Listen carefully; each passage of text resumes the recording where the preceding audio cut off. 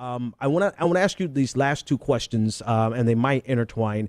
In 2011, you actually participated in the Occupy movement, and you got a chance to see firsthand the rise and the subsequent fall, relatively a fall for the Occupy movement. In light of what happened today, everyone is looking for leaders. Everyone is looking for someone to take the helm and take the charge of the progressive movement. But what would you say to all of the people who are disillusioned? What would you say to the people who are ready to throw in the towel for the progressive movement? What's next? What do we do from here? We don't have a choice. We can't throw in the towel. What does that even look like, to throw in the towel? You know, the progressive movement has been growing, and you know, Occupy Wall Street was, and I was in Occupy Los Angeles, essentially teaching a workshop on the Federal Reserve and Wall Street. That was my involvement. And I was impressed with the encampment and the folks that I met in the encampment. These were folks who got hurt so badly by the 2008 financial collapse, but they didn't have the Federal Reserve and the federal government coming to their rescue. You know, it's socialism for those at the top, for big Wall Street banks and hedge funds. They're the ones who get bailed out. Everyone else is living in a very tough environment where there's a lot of sharp elbows and there's not enough opportunity. And, you know, what does it look like to give up on the progressive movement? Does it look like Donald Trump? I mean, because you get an awful lot of folks who are going over into that direction. And, you know, you take a look at the Great Depression, you had Franklin Roosevelt and a progressive movement take hold, but you also had neo-Nazis in this country. I guess you wouldn't call them neo-Nazis, but there were brown shirt rallies in this country at the time that Roosevelt took office. You know, we can't just check out. This progressive movement has gotten a lot of momentum. It's heartbreaking that Bernie Sanders apparently has fallen short, but you know, Bernie himself has talked about the importance of the down ballot races, and people have to step up. I never thought I was going to run for a political office.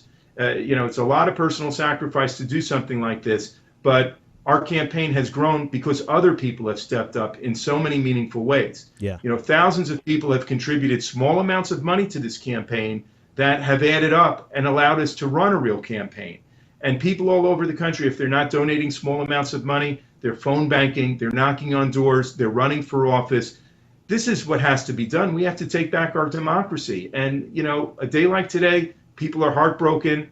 Fine, you know, we got to lick our wounds, wake up in the morning and get back to work and keep fighting, because, you know, it's not just the kind of world we're living in. It's the kind of world that the next 7 generations are going to face.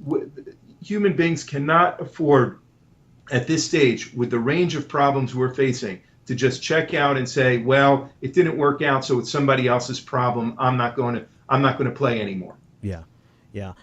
Tim Canova, candidate for Congress, 23rd District of Florida, running against Debbie Wasserman Schultz. Listen, thank you so much for taking time out of your busy schedule to be with us and discuss all of these important topics. Go for it. I'd like to thank you. I'd like to urge folks to go to timcanova.com, contribute small amounts or phone bank for us, spread the word through social media.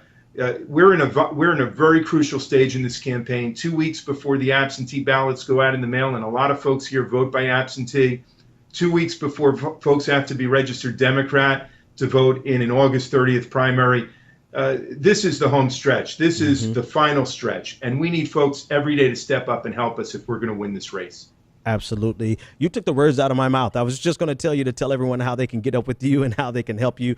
But thanks so much. And you said it's timcanova.com. What's the correct domain? Yes, that's right. That is it. Awesome. Best of luck to you. I'll be talking with you offline and doing what I can to help you out, because I believe in your campaign. And if any of my listeners believe in it, I'm sure they'll find a way to support you. So thanks so much, Tim. Thank you, Benjamin. I really appreciate being with you. Thank you. Awesome. 857-600-0518 is the number to call if you want to join the conversation.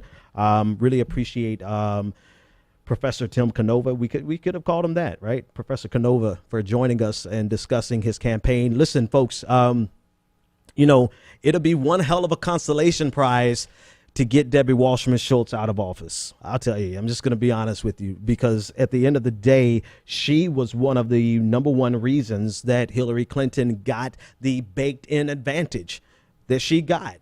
So, you know, I'm not going to tell you what to do. You know, you support him or don't support him. You donate to whoever you want. I'm not trying to tell you where to go, but I would say this: if you want to see some change and get something out of this, that's the race that we should be focused on top of all the other races. And I like what he said. Same thing that Bernie has been saying. Same thing that Aaron Bowersock said. Same thing that I'm telling you. It's your participation at this point. Don't look for another leader. You are the leader that needs to step up and step in. So many other things we got to talk about tonight, but I just want to drive that home.